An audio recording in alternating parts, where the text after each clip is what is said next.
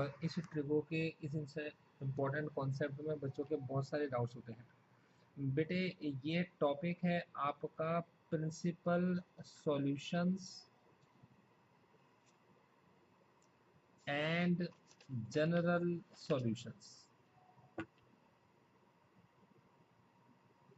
तो आपके पास है प्रिंसिपल सॉल्यूशंस एंड आपके पास है जनरल सॉल्यूशंस। ठीक है बच्चों, अब जरा देखो समझ के चलना। अगर कभी आपका साइन एक्स आपकी किसी साइन अल्फा वैल्यू के इक्वल आ जाए तो x इज इक्वल टू होता है आपका n पाई प्लस माइनस 1 की पावर n इंटू अल्फा। अगर आपका cos x इक्वल आ जाए cos अल्फा के तो x इज इक्वल्स टू कितना होता है आपका 2n पाई प्लस माइनस अल्फा। और अगर आपका tan x इक्वल आ जाए tan अल्फा के तो आपके पास x इज इक्वल्स टू आता है आपका n पाई प्लस अल्फा। इन सारी ही चीज़ों में ये जो n होता है ये n बिलोंग करता है किसी इंटीजर को z को।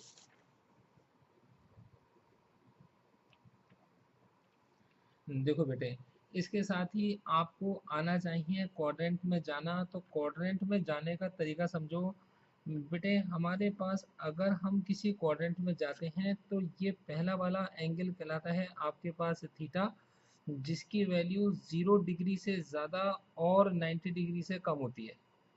बेटे सेकंड क्वाड्रेंट की वैल्यू कहलाती है पाई माइनस थीटा, और थर्ड क्वाड्रेंट की वैल्यू कहलाती है आपके पास पाई प्लस थीटा, और फोर्थ क्वाड्रेंट की वैल्यू कहलाती है आपके पास 2 पाई माइनस थीटा। इन सब में एक रूल चलता है, add sugar to coffee.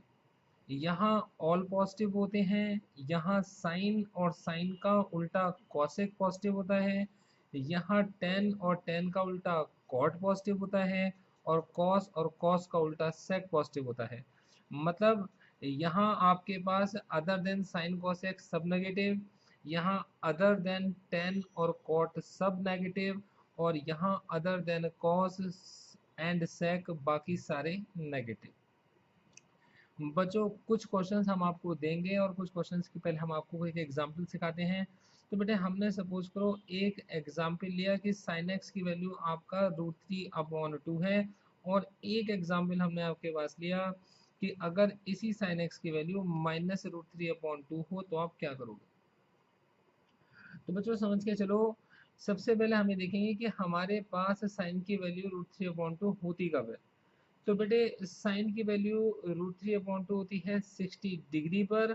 60 degree का मतलब है आपके से π/3। तो मतलब बच्चों हमारे को थीटा मिल गया π/3। तो बेटे थीटा हमारा π/3 हो गया। साइन हमारे पास में पॉजिटिव है, पॉजिटिव होता है फर्स्ट क्वाड्रेंट में और सेकंड क्वाड्रेंट में।